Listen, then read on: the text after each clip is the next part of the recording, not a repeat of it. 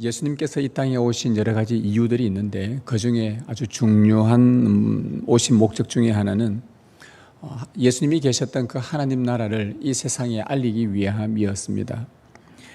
세상 나라만 알고 있고 세상 나라에 매여서 이것이 전부인 줄 알고 세상 원리에 따라서 맞추어 살아가는 이 일에 익숙해져 버린 우리 인생들에게 그들이 모르는 나라, 지금껏 경험해보지 못했던 하나님 나라를 보여주기 위해서 예수님은 이 땅에 오셨습니다. 예수님께서 사역하실 때 제자들에게 항상 빠지지 않고 말씀하셨던 주제가 바로 하나님 나라였습니다. 이 제자들은 예수님께 3년 동안 하나님 나라 이야기를 듣고 후에 예수님 성천하신 이후 그들이 회심하고 나서는 그들의 남은 생은 오직 하나님 나라를 위해서 헌신을 하게 됩니다. 그들의 삶은 하나님 나라와 무관하지 않았습니다. 그들의 생은 마무리할 때까지, 개인의 종말이 끝날 때까지 하나님 나라를 위해서 살았습니다. 그렇다면 예수님을 믿고 구원 얻은 오늘 우리의 주 관심도 하나님 나라여야 합니다. 자나깨나 하나님 나라여야 합니다. 우리의 평범한 일상도 하나님 나라와 무관하지 않아야 한다는 것이죠. 한 예로서 우리의 가장 평범한 일이 뭡니까? 밥 먹는 것, 일하는 것, 가정을 세워가는 것, 사람들과 관계하는 것, 이야기하는 것, 직장 생활하는 것 등등 이러한 모든 일상들이 하나님 나라와 무관하지 않다는 것입니다. 예수님께서 기도하실 때에 하나님 나라가 임하시오며 주기도문에서 당신의 나라가 임하시오며 라고 하서는 그 뒤에 이어서 뭐라고 말씀하시냐? 우리에게 일용할 양식을 주시옵고. 이 말씀이 무슨 뜻이냐 하면 우리에게 일용할 양식을 주신 이유가 뭐냐는 겁니다.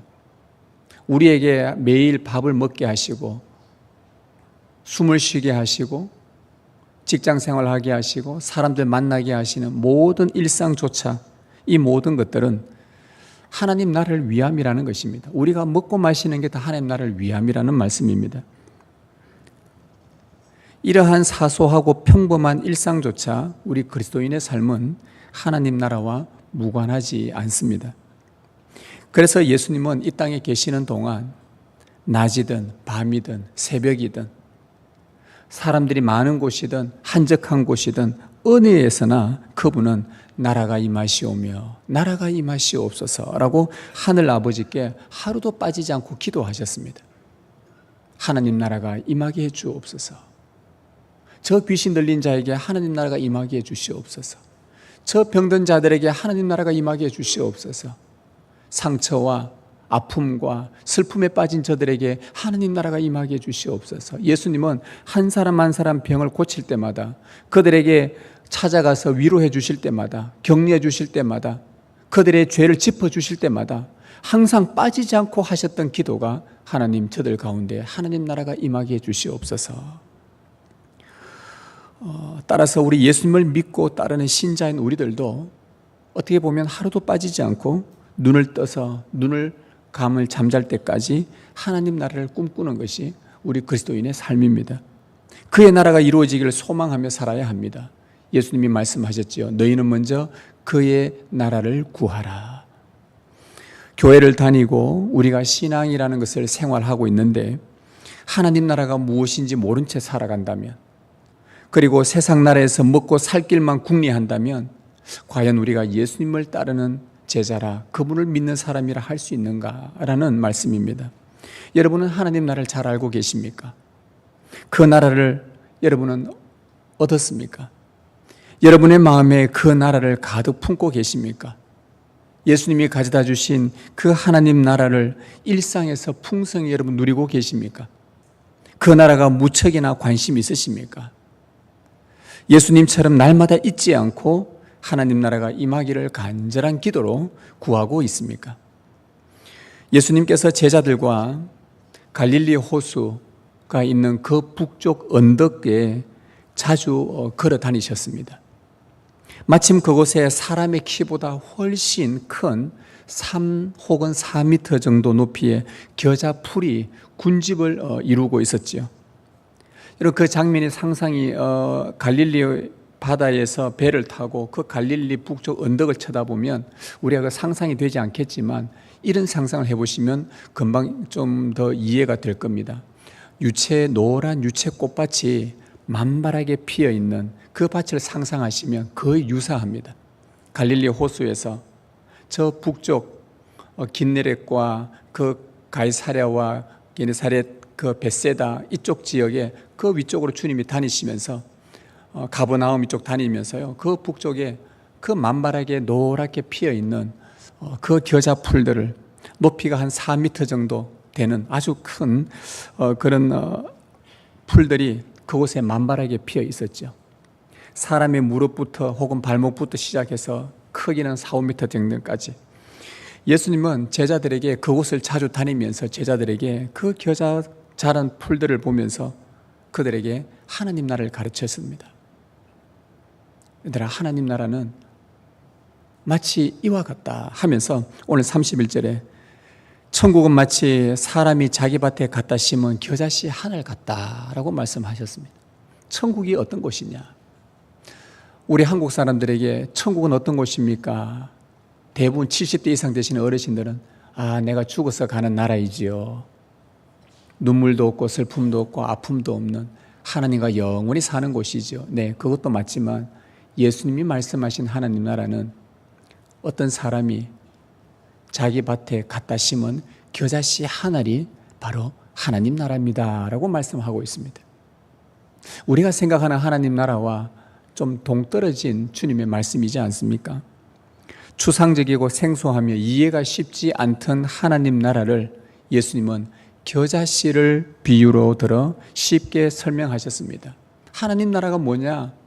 얘들아, 너희가 하나님 나라가 뭔지를 아느냐? 하나님 나라를 잘 모르는 그 제자들에게 어떤 사람이 자기 밭에 겨자씨 하나를 심었다. 이게 하나님 나라다. 처음 밭에 심은 겨자씨는 비록 한 알에 불과하지만 그것이 자라면 온 밭이 겨자풀로 만발하게 된다는 자연의 원리를 주님이 말씀하신 것입니다. 이처럼 하나님 나라도 이 겨자씨처럼 너희들이 눈에 보이는 그 겨자풀처럼 처음에는 씨로 작게 시작했지만 점점 자라서 나중에는 크게 되어 이렇게 만발하게 하나님 나라가 퍼져갈 것이다. 이 겨자씨 비유에서 우리는 하나님 나라의 세 가지 측면을 배울 수가 있습니다. 오늘 짧은 이 말씀이지만 여기서 우리는 중요한 하나님 나라의 세 가지 원리를 배우게 되는데요. 하나는 겨자씨가 자라기 전에 하나님 나라입니다. 두 번째는 겨자씨가 자라는 중에 하나님 나라의 모습입니다. 세 번째는 겨자씨가 자란 이후에 하나님 나라의 모습입니다. 오늘 이 세 가지를 좀 우리와 함께 나눠보려고 합니다. 이 세 가지 면에서 하나님 나라를 여러분들이 배우고 확실하게 깨닫게 되면 새들이 깃들이는 그런 교회로서 아름답게 세워지는 신매교회가 될 것입니다. 먼저 겨자씨가 자라기 전에 하나님 나라입니다. 32절에 이는 모든 씨보다 작은 것이로되. 여러분, 겨자씨가 자라기 전에는요, 작은 한 알에 불과합니다. 모든 씨보다 작은 것이로되. 여러분, 예수님 당시 사람들은 겨자씨가 모든 씨보다 가장 작다고 여겼습니다. 자, 오늘 우리가 이 첫 번째 대지, 겨자씨가 자라기 전에 하나님 나라, 여기에서 우리가 생각할 하나님 나라는요, 작다라는 것에 여러분 초점을 맞추십시오. 첫 번째 대지의 핵심 단어는 작다입니다. 작음입니다. 여기서 작다라는 말은 씨의 크기가 작다라는 의미만이 아닙니다. 성경에서 작다라고 표현된 것은 보잘것없다라는 의미도 포함하고 있습니다. 단순히 크기만 작은 것이 아닙니다. 우리가 모양이 왜소하거나 작거나 보이지 않거나 하면은 우리가 대충 여기는 경향이 있지 않습니까? 즉 보잘것없다, 볼품없다라는 그런 의미가 있습니다. 천국은 사람이 자기 밭에 갖다 심은 볼품없는 겨자씨 하늘과 같다는 말입니다. 그럼 여기서 제가 하나 질문하겠습니다. 이 겨자씨를 심은 사람이 누구일까요? 누가 겨자씨를 심었을까요? 오늘 이 마태복음 13장 하나님 나라 천국에 대한 전체 비유에서 우리에게 힌트를 얻을 수 있는데 바로 그 밑에 있는 가라지 비유에서 힌트를 얻을 수가 있습니다. 37절에 씨를 뿌리는 이는 누구라 그럽니까? 성경을 보셔야 답 나오지. 제 얼굴 보도 답 안 나옵니다. 씨를 뿌리는 이는 누구라고요? 인자라. 자, 이 겨자씨를 뿌린 분은 누구시라고요? 예수님이라는 말입니다. 그 다음 38절에 밭은 뭐라 그럽니까? 세상이요. 이 겨자씨를 자기 밭에 심었다는 말은 예수님께서 세상에다가 이 씨를 심었다라는 말씀이죠. 자, 그러면 이 씨는 누굽니까? 38절에 좋은 씨는 누구라고요? 천국의 아들들이라. 하나님의 자녀를 말합니다. 이 겨자씨는. 자, 정리를 해보겠습니다. 예수님은 세상 사람들이 보기에 참 보잘것없는 겨자씨 같은 하나님의 자녀들을 이 세상에 심었다라는 말입니다. 여러분, 예수님은 하나님 나라를 위해서 한참이나 부족한 사람들, 보잘것없는 사람들을 선택하셨습니다. 그 당시 때 똑똑한 바리새인들이 있었습니다. 종교 지도자들, 성전과 율법에 대해서 좀 안다는 사두개인들이 있었습니다. 권력을 쥐었던 헤롯 당원들 사람들이 있었습니다. 그런데 예수님은 그러하고 똑똑하고 잘났고 힘있고 권력 있고 그런 사람들 좀 사용하고 이용하면 교회가 금방 커질 거라고 알고 있음에도 불구하고요, 주님은 그렇게 해서 모인 무리들이 하나님 나라가 아니라 배운 것이 없었던 어부들, 죄인처럼 여김받았던 세리들, 세상이 관심 두지 않던 무명의 사람들을 선택하여 이 세상에 하나님 나라를 심었습니다. 여러분, 자라기 전에 겨자씨는 참 작고 볼품이 없습니다. 그처럼 예수님이 심으신 이 하나님 나라의 구성원들도 보면 참 볼품없는 미천한 자들이었습니다. 한 예로서요, 하나님께서 약속하신 땅, 그 가나안 땅, 죄와 악으로 관영했던 음란하고 더러운 그 땅을 새롭게 하고 하나님 나라 만드시기 위해, 그것을 개혁하기 위해 그곳에 들여보낸 자들이 누구였냐 하면, 하나님께서 누구를 들여보냈죠? 애굽의 종이었던 이스라엘 백성들을 그곳에 보냈습니다. 참 볼품없는 노예들을 데려다가 하나님께서 그 땅을 새롭게 하라고 그곳에 하나님 나라로 그들을 심었던 것이죠. 참 볼품없는 노예들을 하나님이 사용을 하셨습니다. 또 보겠습니다. 예수님을 이 땅에 보내기 위해 선택한 여인이 누굽니까? 마리아입니다. 눈여겨보지 않던 참 작은 마을, 가난하고 비천한 여인 마리아. 하나님은 당신의 나라를 위해서 예수님을 이 땅에 보내시기 위해 미천한 마리아의 자궁을 사용하셨습니다. 하나님 나라와 어울리지 않는 참 보잘것없는 자들, 노예였고 볼품없고 미천하고 누가 알아주는 자들도 아니고 저 시골에서 살고 있는 그들을, 아무 무관심한, 세상이 그들도 보지 않던 그들, 그리고 예루살렘 중심에 있었던 것이 아니라 저 변방에 있었던 그들, 그런데 하나님 나라와 어울리지 않는 보잘것없는 자를 선택하시는 주님의 놀라운 역설입니다. 이게 하나님 나라죠. 여러분, 오늘 우리는 예외겠습니까? 오늘 우리도 마찬가지입니다. 저와 여러분이 어딜 봐서 거룩하고 의로운 하나님 나라의 구성원으로 자격이 있는 사람들입니까? 우리 주님의 은혜로운 선택입니다. 우리는 세상이 보기에 참 보잘것없는 작은 겨자씨에 불과합니다. 그러나 하나님은 우리를 선택하셨고 우리의 심령에 하나님 나라를 심으셨습니다.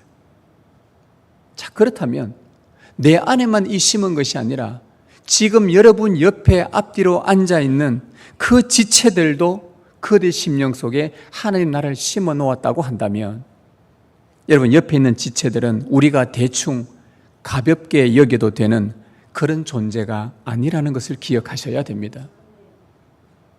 왜냐하면 겨자씨처럼 그들도 보지 않고 보잘것없어 보이는 그 사람의 심령에도 주님께서 가장 고귀하고 거룩하고 위대한 하나님 나라를 심으셨기 때문입니다.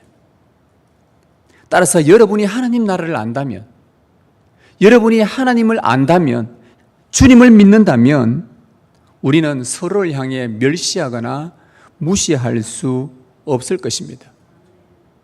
우리의 좁은 생각으로 저 사람은 하나님 나라에 어울리지 않아, 저 사람은 우리 교회에 저 없었으면 좋겠어, 우리 교회가 성장하는 데 좀 방해되는 사람이야, 아무도 그렇게 판단할 수 있는 사람은 없습니다. 그렇게 판단하는 순간 그 사람 안에 시작하신 하나님의 나라, 그것을 시작하신 성령님을 멸시하는 행위요, 그것은 교만한 자요, 그 사람에게 참 저주스러운 일이 될 것입니다. 여러분, 우리의 미숙하고 어리석은 판단으로 작은 지체의 그 마음에 시작된 하나님의 나라의 역사를 무너뜨리는 일이 없어야 하겠습니다. 아무리 보잘것없어 보여도요, 그 속에는 하나님 나라가 있다는 것을 안다면 우리는 존귀하게, 비록 지금은 작아 보이지만, 아무것도 아닌 것처럼 보이지만, 그 속에서 시작하신 역사하신 하나님의 그 은혜를 기억하면 우리는 그 한 사람 한 사람을 소중히 여길 수가 있는 것입니다. 여러분, 하나님 나라는 바로 이것입니다. 하나님 나라는 내 혼자 천상천하 유아독존이 아니라 아무것도 아닌 것처럼 보이는 저 인생들을 고귀하게 여기는 것입니다. 왜? 그 안에 하나님 나라가 심어져 있다는 것 때문에. 그들을 사랑해주고 아껴주고 한 사람 한 사람 존귀하게 여겨주고, 이게 하나님 나라입니다. 죽어서 가는 나라? 여러분, 죽어서 가는 그 나라 가보십시오. 그곳에 어떤 자들이 모여 있는가? 이 땅에서 별 볼 일 없었던 겨자씨 같았던 자들이 다 모여 있을 것입니다. 이 땅에서 그 나라를 이루어 가라는 겁니다. 이 땅에서. 하나님은 지금도 세상에 보기에 하찮고 보잘것없어 보이는 하나님 나라와 가장 어울리지 않는 자들 가운데서 그 날의 싹을 틔우고 계신다는 것을 명심하시기를 바랍니다.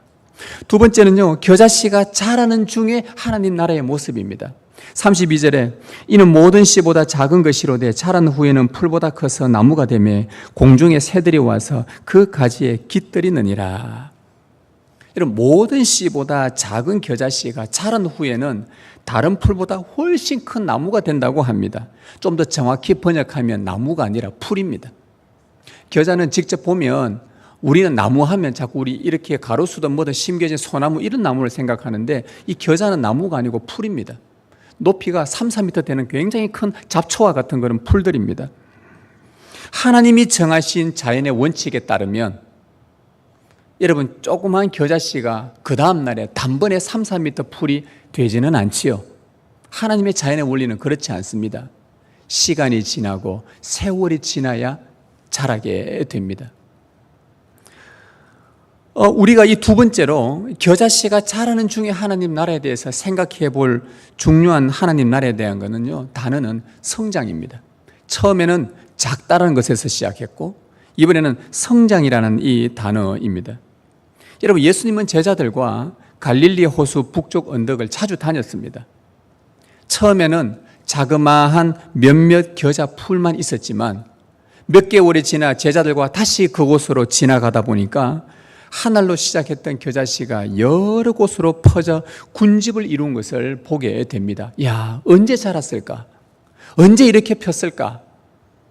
예수님도 말하고 제자들도 말합니다. 아, 예수님, 우리 얼마 전에 왔을 때는 한 요따만 했는 겨자풀이 지금 벌써 1m가 됐습니다. 언제 이렇게 자랐습니까?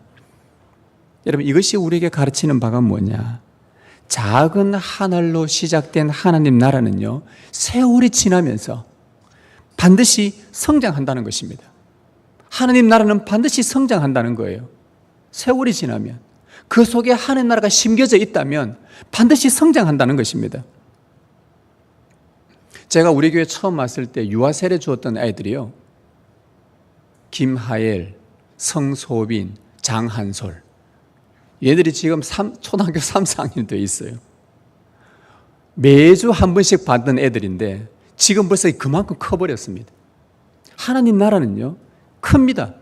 반드시 성장합니다. 그런데 오늘 본문에는 나오지 않지만, 오늘 본문에는 겨자씨를 심었더니 자란 후에는 큰 나무가 됐다, 이 결론만 말하는데, 이 과정은 오늘 말씀은 생략되어 있으나 우리는 이 과정을 하나님의 자연 원리에 따라 상상할 수가 있습니다.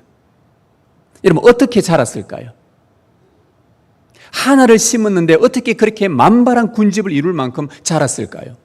그 방식이 뭘까요? 이 방식을 아는 것이 우리 하나님 나라를 이해하는, 하나님 나라가 자라는 그 하나님 나라 겨자씨가 자라는 중에 하나님 나라의 모습을 우리는 볼 수 있게 됩니다. 어떤 방식으로 자랐을까요? 그 겨자씨 한 알이 지 혼자 자랐을까요?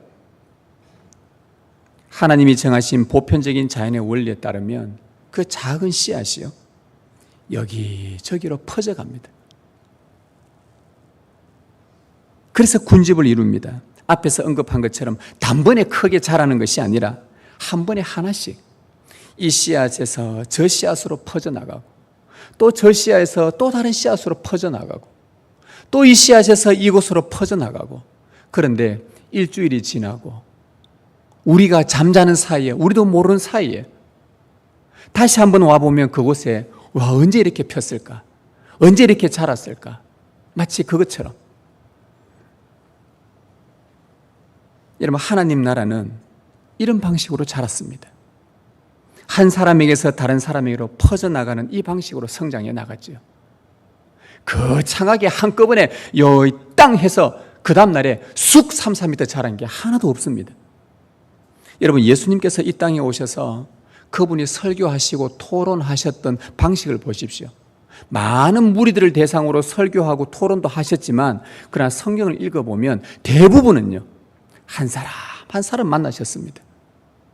그 한 사람 만나서 제자들을 부르실 때도 따로 불렀어요. 베드로도 따로 불렀고, 안드레 따로 불렀고, 야고보 요한 그렇게 불렀고, 세리 마태도 따로 불렀고, 그렇게 따로 불러서 그들 각각의 마음속에 오랫동안 시간 보내면서 그들 마음에 하나님 나라를 꼭꼭 심어 주셨습니다. 은혜 받은 그 일로 인해서 은혜 받았던 한 사람이, 치유받았던 한 사람이 또 옆에 사람에게 가서 나 치유받았다, 나 예수님이 나를 치료해 주셨다, 그렇게 한 사람이 또 다른 사람에게 그 복음에 좋은 영향을 미칩니다. 또 그 사람이 또 다른 사람에게 영향을 미칩니다. 이렇게 세월이 지나서 하나님 나라는 점점 성장합니다. 저의 경험을 보더라도 제가 많은 사람을, 오늘 이 주일처럼 많은 사람을 대상으로 설교할 때 이곳에 1부, 2부 때 모여있는 사람들의 수가 꽤 되지 않습니까? 이 사람들에게 전체적으로 많은 사람 대상으로 설교하고 양육할 때보다 소수의 몇몇 사람들이 모여서 그곳에서 말씀을 가르치고 할 때에 성장과 변화가 확연하게 더 잘 보입니다. 그건 그럴 수밖에 없습니다. 그럴 수밖에 없어요. 여러분들도 여러분의 속마음이나 여러분의 받았던 은혜들을 언제 다 나눕니까?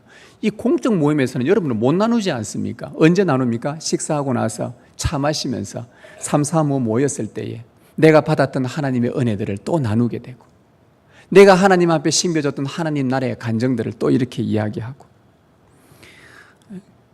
많은 사람들이 있을 때보다 두세 사람이 모여 성도의 교제를 나눌 때에 그 나눔이 훨씬 깊이가 있고 은혜와 감동이 있다는 것을 느낄 것입니다.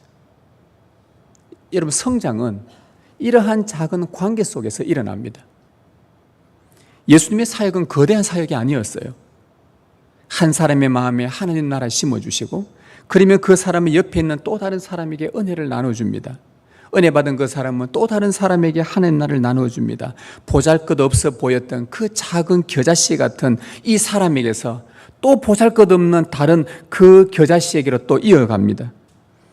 이 사람 속에 있는 진심 어린 저 영혼을 긍휼히 여기고 그 작은 겨자씨를 아끼고 저 속에 하나님 나라가 심겨져 있으니까 존귀하게 여기는 그 진심 어린 마음이 저 마음으로 전달되어서 그 작은 겨자씨 사역이 점점 성장하여 아름다운 주님의 나라를 이루는 것이죠.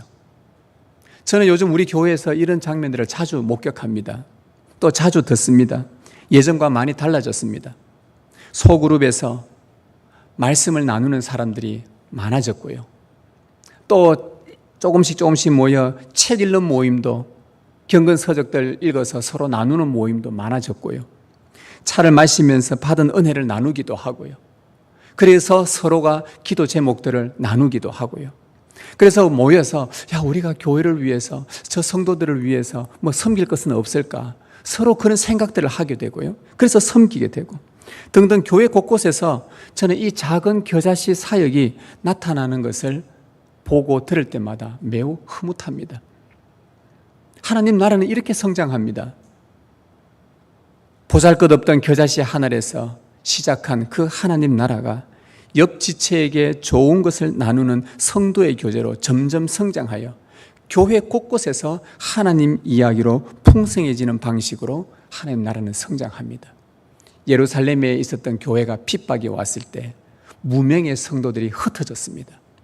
흩어져서 3,000명, 5,000명이 회심하던 그 자리에서 주님은 흩어버리시고는 335로 모여 그들이 북쪽으로 이동 사마리아 쪽으로 계속 옮겨가다가 결국 지나가면서 사람들 만나서 그들에게 예수님의 십자가를 들려주고 또 떠나가고 들려주고 떠나가고 하다가 안디옥에 도착해서 거기서 교회를 또 이루지 않습니까? 이게 하나님 나라 방식입니다. 나라가 성장하는 방식입니다. 이렇게 교회는 점점 풍성해지는 것이죠.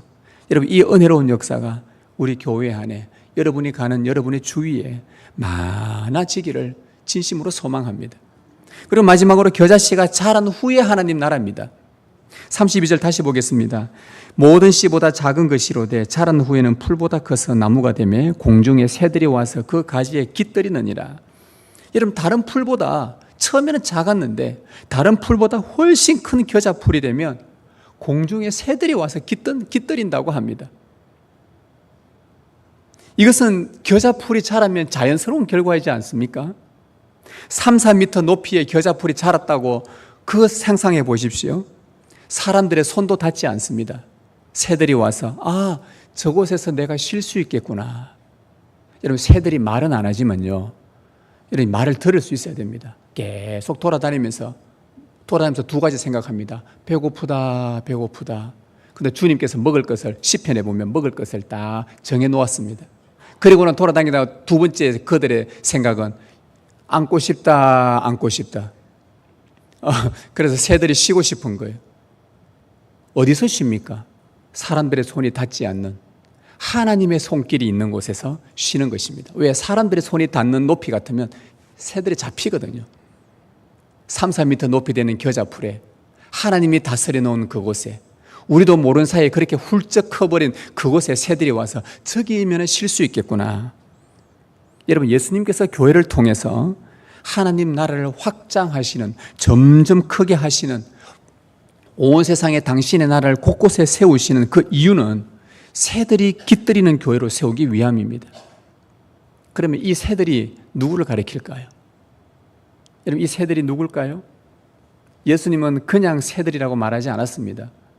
예수님은 항상 없는 말을 만들어내신 분이 아니시죠. 구약에 예언된 하나님의 말씀을 그대로 인용을 해왔습니다. 에스겔 17장에 보면 제가 읽어드릴게요.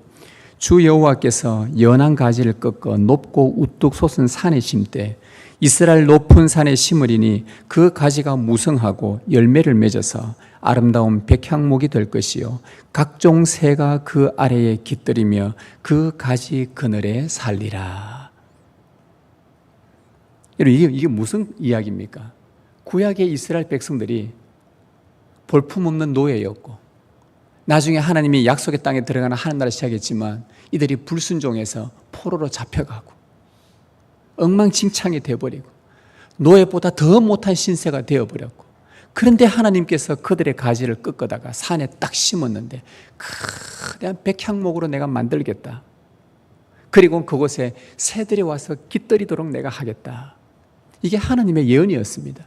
예수님 지금 이 예언을 그대로 가지고 오셔서 겨자씨 비유에서 말씀합니다. 하나님 나라는 이와 같다.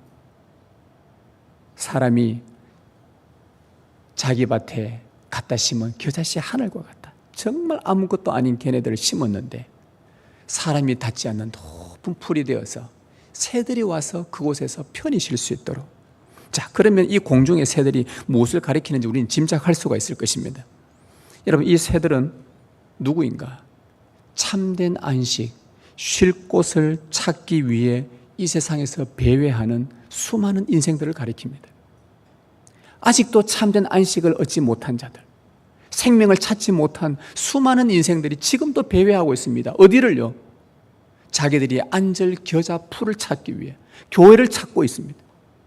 그런데 교회를 갔는데 그곳이 교회 같지가 않아. 그래서 떠나가 버립니다.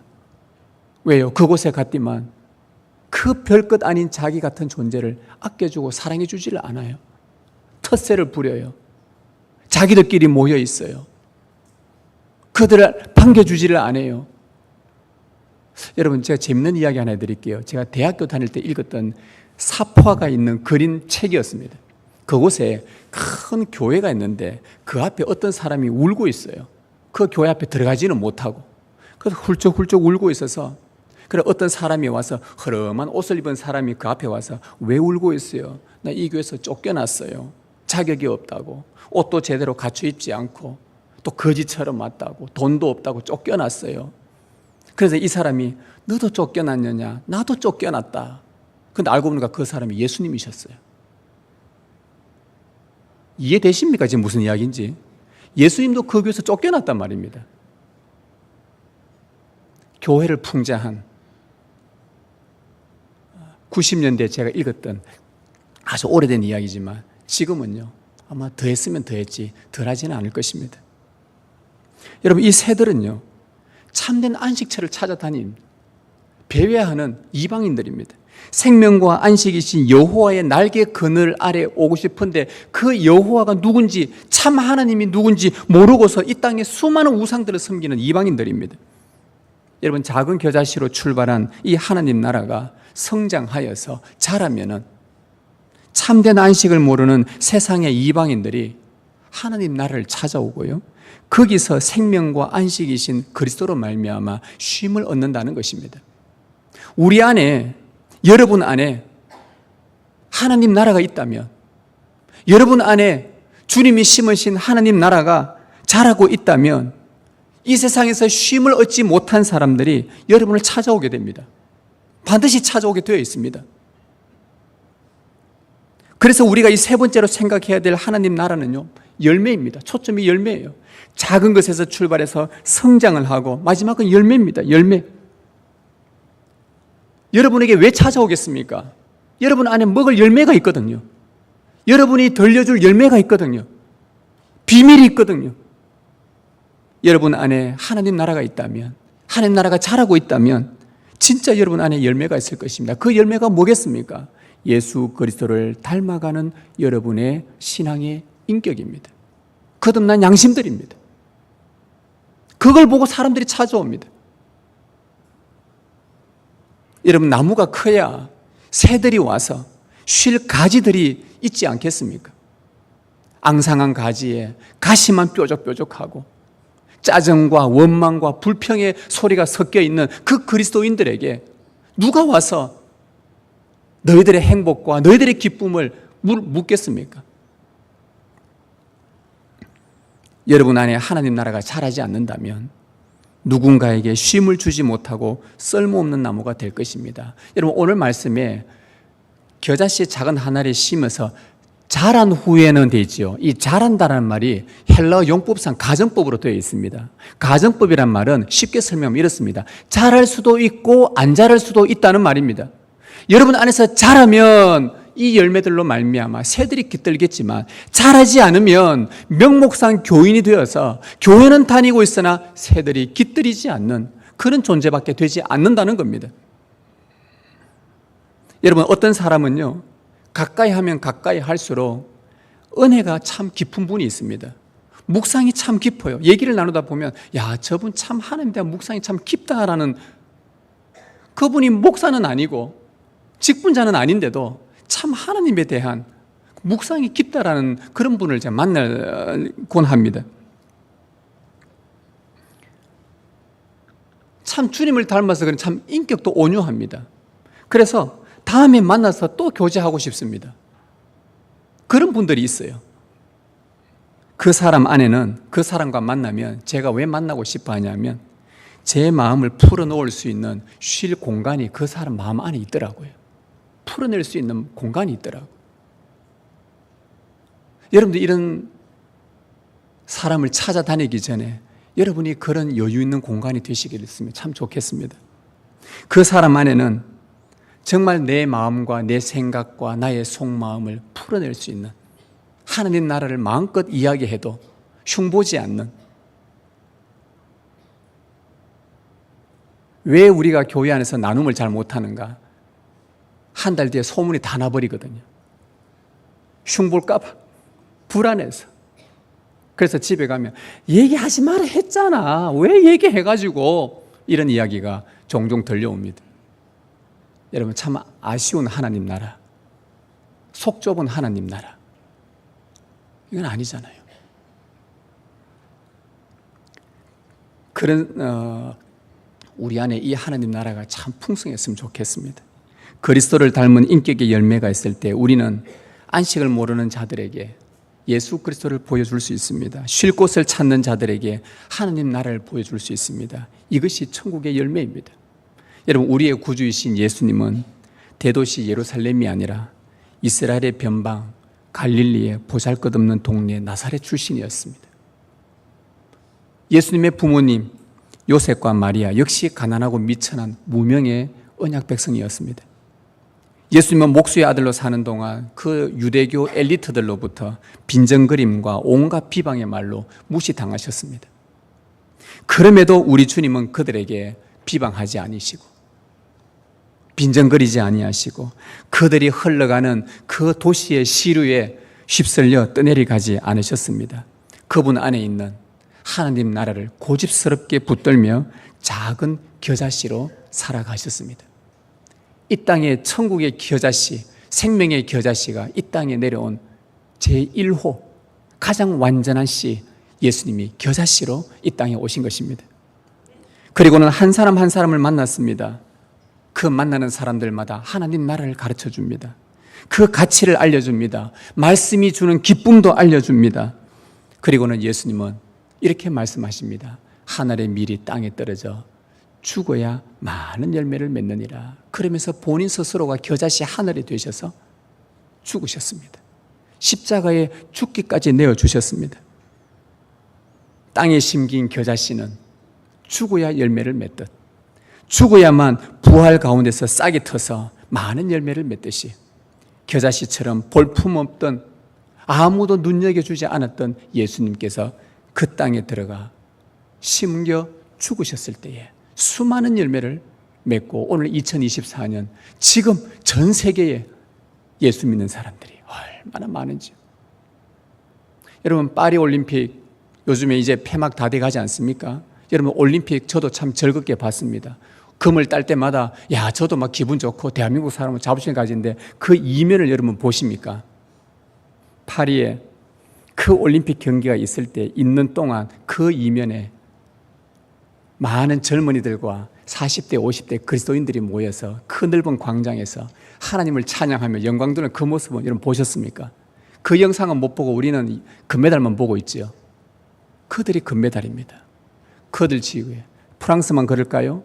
얼마 전에 독일에 나오는 젊은이 영상들도 봤습니다. 아프리카 땅도 봤습니다. 유럽이 문 닫았다고 생각하지요. 교회들이 문을 닫았다고 생각하지요. 아니요. 청교도들의 후예들이 아직까지 살아남아 있어서 그 젊은이들이 광장에서 모여 100명, 200명 모여 영화로운 하나님을 찬양하고 이 땅에 하나님 나라가 임하기를 그토록 노래하며 외치며 기도하는 유럽의 청년들이 일어나고 있다는 거 여러분 기억하십시오. 하나님 나라는 지금도 성장합니다. 지금도 풍성해집니다. 예수님이 그렇게 하셨습니다. 작은 한 알이었던 그 볼품없던 예수님 죽으시자 수많은 열매 맺으신 것처럼 오늘 겨자씨처럼 볼품없고 보잘것없는 오늘 우리도 죽어야 자기를 부인해야 그리스도를 닮은 인격의 열매를 맺어서 이웃들에게 참된 안식과 기쁨을 나눠줄 수 있을 것입니다. 성도 여러분, 우리는 세상이 보기에 참 보잘것없는 겨자씨 같은 존재들입니다. 그런데 하늘의 밀이 되어 죽으신 주님께서 우리를 선택하셨고 우리 안에 당신의 나를 심으시고는 존귀한 자로 우리의 신분을 바꾸어 주셨습니다. 이제 우리는 또 다른 연약한 겨자씨 하늘에게 찾아가야 될 것입니다. 그래서 주님 닮은 온유함으로 따뜻함으로 진실함으로 그들과 성도의 깊은 교제를 나누십시오. 그리고 하나님 나라를 전해주십시오. 그러면 그 나라는 점점 더 풍성해질 것입니다. 신매교회 군데군데 하나님 나라가 자라서 성장하는 것을 보게 될 것입니다. 또한 그렇게 살아가는 여러분들을 주님을 알지 못하는 자들이 여러분에게 새처럼 찾아와 깃들이며 여러분이 왜 그렇게 기쁜지 그 근원을 묻거든 주 예수 그리스도 안에 있는 하나님 나라와 참된 안식을 여러분들이 알려주십시오. 그러면 그들도 여러분 안에 있는, 여러분이 누렸던 하나님 나라, 주님이 주시는 안식을 얻게 될 것입니다. 갈릴리 호수 그 언덕 여기저기 노랗게 핀 큰 겨자 풀들을 여러분들이 상상하시면서 후에 우리 주님 다시 오셨을 때에 그분께 아름다운 열매를 주님께 드리며 감사 찬송할 날을 고대하시길 바랍니다. 주님의 은혜가 함께하길 소망합니다.